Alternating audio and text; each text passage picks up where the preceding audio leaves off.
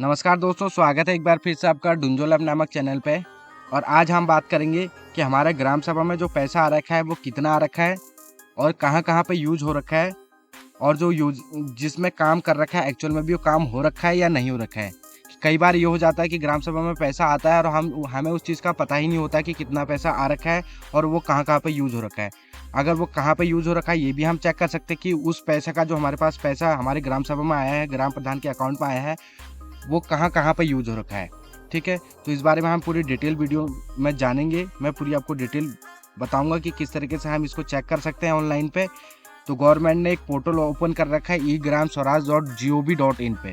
ठीक है, ये पूरे ऑल ओवर इंडिया में आप कहीं से भी चेक कर सकते हैं और आपको यहाँ पे सारी डिटेल मिलेगी आपके ग्राम सभा से रिलेटेड, आपके ग्राम प्रधान से रिलेटेड, और आपके ग्राम सभा में कितना पैसा आ रखा है और उसमें क्या क्या काम हो रखा है, वो सब कुछ आप चेक कर सकते हैं। तो चलिए मैं सीधा वीडियो को स्टार्ट करता हूँ और आपको बताता हूँ। ठीक है, अगर आप जो आपको मेरी स्क्रीन पर शो हो रहा होगा, ये गवर्नमेंट का ऑफिशियल पोर्टल है, गवर्नमेंट ऑफ इंडिया का। आपको डेस्कटॉप में कुछ इस तरीके से दिखाई देगा। और जो मोबाइल वाले हैं, क्योंकि ज़्यादातर लोग मोबाइल से चेक करते हैं, तो मैं पहले मोबाइल वालों को बता देता हूं कि किस तरीके का इंटरफेस देखने को मिलेगा।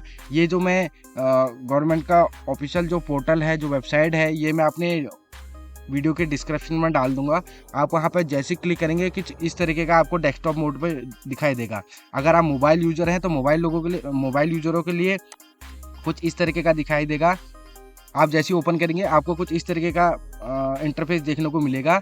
आपने करना क्या है, मैं मोबाइल वालों के लिए बता देता हूं, क्योंकि डेस्कटॉप वालों को भी नीचे ही मिलेगा। मैं दोनों के लिए बता देता हूं। आप मोबाइल पे यूज़ कर रहे हैं तो सबसे नीचे आ जाना आप। ठीक है, मैं सबसे ऊपर था, आपको पहले मैं दोबारा दिखा देता हूँ एक बार। ठीक है, मैं सबसे पहले सबसे ऊपर था, यहाँ पे आपको खुलेगा इस तरीके का, आपको आ जाना है सबसे नीचे। ठीक है, यहाँ पे आने के बाद यहाँ अकाउंटिंग में आपको दिखेगा वो ऑप्शन। ठीक है, इस तरीके का आइकन दिखेगा, अकाउंटिंग पे आपको क्लिक करना है।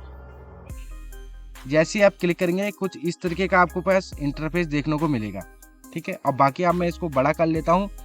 तो बाकी सारा प्रोसेस सेम है, मोबाइल वालों के लिए और डेस्कटॉप वालों के लिए भी प्रोसेस पूरा सेम है। आप जब यहाँ पे पहुँच जाएंगे उसके बाद आपको क्या करना है, उसके बाद जाना है आपको, बाकी ये छोड़ देना है, ऑल इंडिया रिपोर्ट वगैरह ये सब छोड़ देना है। आपको नीचे आना है, अकाउंटिंग एंट्री वाइज रिपोर्ट में आपने क्लिक करना है। तो इसके प्लस पे क्लिक कर लेना, प्लस के साइन पे। यहाँ पे हमारे पास बहुत सारे ऑप्शन आ रहे हैं, daily book, cash book report, accounting wise cash book report, ये बहुत सारी डिटेल आ रही हैं। बैंक के scheme wise of account, list of account, इस तरीके की आ रही हैं। ये आपके हमारे पास इसमें अकाउंट वाइज भी होता है। ये जो हमारे पास तीसरा ऑप्शन है, एक तो डे वाइज बुक है, डे बुक है, सॉरी, ये डे बुक आप देखेंगे डे वाइज ही बुक है। डे वाइज में अपडेट होने में बहुत टाइम लग जाता है। रोज के रोज कोई भी ग्राम प्रधान या हमारा कोई भी अपडेट नहीं करता है। पर डे तो कोई अपडेट करता नहीं है, तो ये पर डे रिपोर्ट देखने का कोई मतलब ही नहीं है, दिखेगी भी नहीं।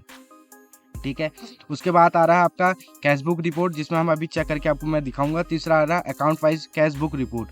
अब ये जो अकाउंट्स वाइज है, इसमें आपको ग्राम प्रधान का अकाउंट नंबर होना चाहिए, वो किसी के पास होता नहीं है, और मांगोगे भी तो वो देगा नहीं, आप सब ये जानते ही हैं। तो आपको वो चीज़ नहीं करनी है, आपको जाना है कैश बुक रिपोर्ट में। कैश बुक रिपोर्ट में जाएंगे, कुछ इस तरीके का इंटरफेस देखने को मिलेगा आपको।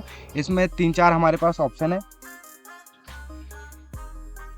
एक है मंथ वाइज, दूसरा है स्कीम वाइज, ठीक है, और नीचे डेट रेंज में एक डेट रेंज है, एक मंथ वाइज है। तो आप अगर डेट रेंज वाइज भी अगर चूज़ करेंगे तब भी एक ही मंथ का आप देख पाओगे। तो आप इससे अच्छा आप मंथ वाइज ही चूज़ करना। ठीक है, तो मैं स्कीम वाइज तो हमें पता नहीं कि कौन कौन सी स्कीम चल रही है, तो स्कीम वाइज तो करने का कोई फ़ायदा नहीं। अगर आपको पता है तो आप स्कीम वाइज भी चेक कर सकते हैं कि कौन सी स्कीम में पैसा यूज़ हो रहा है कि नहीं हो रहा। मैं जा रहा हूँ मंथ वाइज में, क्योंकि मुझे पता नहीं है कि कौन सी स्कीम हमारे ग्राम सभा के लिए आई हुई है। तो सिंपल सा है कि मंथ वाइज में चले जाओ आप। उसके बाद यहाँ पर भी मंथ वाइज में चले जाओ।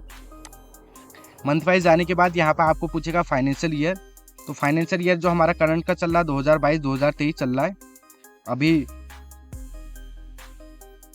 अप्रैल से चेंज हो जाएगा, अभी 2022-2023 चल रहा है, तो उसका हम चूज़ कर लेते हैं 2022-2023। अब हमारे पास हमारा स्टेट चूज़ करने के लिए बोल रहा है। मैं उत्तराखंड से हूँ तो मैं उत्तराखंड चूज़ कर लेता हूँ। आप जहाँ से भी होंगे आप चूज़ कर लेना। आप पंजाब से हैं, राजस्थान से हैं, दिल्ली से हैं, तो जहाँ से भी आप चूज़ कर सकते हैं उसको। ठीक है, तो मैं उत्तराखंड से, मैं उत्तराखंड चूज़ कर रहा हूँ। उसके बाद है अकाउंटिंग एंट्री। अब इस पर क्लिक करेंगे तो आप ये देख लेना, आप डिस्ट्रिक्ट पंचायत का देख रहे हैं, ये कहाँ का देख रहे हैं। मैं यहाँ विलेज पंचायत का देख रहा हूँ, तो मैं विलेज पंचायत पर चले जाऊँगा। अगर आप गाँव से हैं तो आप विलेज पंचायत ही चूज़ करिएगा। सॉरी, विलेज पंचायत मैंने चूज़ कर लिया। उसके बाद आएगा डिस्ट्रिक्ट नेम। डिस्ट्रिक्ट नेम में आप अपना जो डिस्ट्रिक्ट का नाम है वो चूज़ कर सकते हैं। मैं यहाँ पे अल्मोड़ा से हूँ। अगर आप कोई अदर डिस्ट्रिक्ट से हैं तो अब आप वहाँ से चूज़ कर लेना। पहले आप स्टेट चूज़ करेंगे, उसके बाद आपका डिस्ट्रिक्ट का नेम इस लिस्ट में आ जाएगा। मैंने उत्तराखंड चूज़ किया, तो उत्तराखंड में अल्मोड़ा से हूँ, तो मैं अल्मोड़ा चूज़ कर लेता हूँ। अल्मोड़ा चूज़ करने के बाद ये पूछेगा कि आपका ब्लॉक कौन सा है। मैं यहाँ पर ब्लॉक की लिस्ट आ जाएगी, हमारे सारे जो अल्मोड़ा के अंदर जो ब्लॉक है वो सारी लिस्ट आ जाएगी। मैं यहाँ पर ताड़ीखेत से हूँ, तो मैं ताड़ीखेत चूज़ कर लेता हूँ। उसके बाद यहाँ पर आपको पूछा जाएगा आपका विलेज। तो विलेज में अभी यहाँ पे अपना विलेज का नाम नहीं ले रहा हूँ, मैं कोई भी उठा लूँगा नाम, उसी में चेक कर लूँगा, ठीक है। तो मैं यहाँ पे मेरे पास बहुत सारी लिस्ट आ जाएगी, जो विलेज चूज़ करना है, ठीक है। तो मैं अपना विलेज नहीं चूज़ कर रहा हूँ, मैं रैंडम कोई भी ले लेता हूँ। मैं कुछ भी ले लेता हूँ, ठीक है। मैं सबसे ऊपर आ रहा है इसी को ले लेता हूँ, एरोर, यही चूज़ कर लेता हूँ। उसके बाद यहाँ पे मुझे किस मंथ की देखनी है, ये चल रहा आपका जनवरी, मैं लास्ट मंथ का देख लेता हूँ, दिसंबर का। तो मैंने दिसंबर चूज़ कर लिया। उसके बाद यहाँ कैप्चा फिल करने के लिए आएगा, मैं फटाफट कैप्चा फिल कर लेता हूँ, ठीक है। कैप्चा फिल करने के बाद आपने करना है गेट रिपोर्ट पर क्लिक। जैसे आप गेट रिपोर्ट पर क्लिक करेंगे, कुछ इस तरीके के आपके पास इंटरफेस देखने को मिलेगा कि एक PDF है, इसको आप डाउनलोड भी कर सकते हो। तो हमारे पास ये सारी डिटेल आ जाएंगी कि हमारे अकाउंट में कितने रुपए हैं। तो देखिए, हमारे जो अकाउंट में अभी एरोर के अकाउंट में जो खाते में ओपनिंग बैलेंस था, मतलब जो दिसंबर की 1 तारीख में जो बैलेंस था, वो अभी तक इन्होंने कुछ यूज कर नहीं रखा है। दिसंबर के पूरे मंथ में कुछ यूज नहीं कर रखा है। ये मैं बता देता हूँ आपको, ये 3,62,000 रुपये लगभग है, 3,62,455 रुपये हैं, जो कि उन्होंने अभी कुछ भी पिछले मंथ कुछ भी यूज नहीं कर रखा है। टोटल का टोटल बैलेंस अभी भी अकाउंट में वैसी का वैसी पड़ा हुआ है। तो उन्होंने अभी तक या तो अपडेट नहीं कर रखा है, या तो इन्होंने यूज ही नहीं कर रखा है। अगर यूज करा होता तो दिसंबर के एंड तक तब भी ये अपडेट कर दिए होते, क्योंकि अब मंथ वाइज रिपोर्ट देनी ही पड़ती है ग्राम प्रधानों को, ठीक है। हम कोई और रिपोर्ट देख लेते हैं जिन्होंने यूज कर रखा हो। मैंने एक दूसरी रिपोर्ट ओपन कर ली है, तो ठीक है। अब हम इस रिपोर्ट को चेक करेंगे, ठीक है। ग्राम पंचायत का नाम है, ये हमारा मंथ है, ये फाइनेंशियल ईयर है। नीचे आपको डिटेल दिखाता हूँ मैं। ये ओपनिंग बैलेंस है हमारा 4,50,000 लगभग है, 4,50,500 कुछ रुपये, ठीक है। ये हमारा दिसंबर की 1 तारीख का ओपनिंग था, मतलब पिछले मंथ 1 तारीख की ओपनिंग है। 4,50,000 रुपये ग्राम प्रधान के अकाउंट में थे, जिसमें से उन्होंने जो 30,000 रुपये खर्च कर रखे हैं किस पे, तो वो भी चेक कर लेते हैं। तो नीचे देखिए कमेंट लिखा हुआ है, साउ टैंक मरम्मत करी, मेरे ख्याल से यही लिखा हुआ, मरम्मत करी, यही लिखना यही चाह रहे हैं, साउ टैंक मरम्मत करी, शायद यही लिखना चाह रहे हैं। तो इन्होंने कोई टैंक की मरम्मत करी, बेसिकली ये जान लीजिए कि इन्होंने एक टैंक की मरम्मत करी, जिसमें इन्होंने 30,000 रुपये खर्च कर रखा है। उसके बाद उन्होंने फिर से 10,000 रुपये खर्च कर रखे हैं। तो ये 10,000 रुपये हमारे ग्राम पंचायत में कहाँ पे खर्च हुए हैं। तो दूसरा कमेंट है इनका, जो ग्राम प्रधान की तरफ से ही कमेंट डाले जाते हैं, पेयजल मरम्मत करी, ठीक है। तो पेयजल, ये भी कोई पानी का काम कर रखा है, या पाइप का कर रखा होगा, या टैंक वैंक का कर रखा होगा, लेकिन ये पेयजल पे खर्च हो रखे हैं 10,000। अब हमारे दिसंबर में 4,50,000 रुपये अकाउंट में थे 1 तारीख को।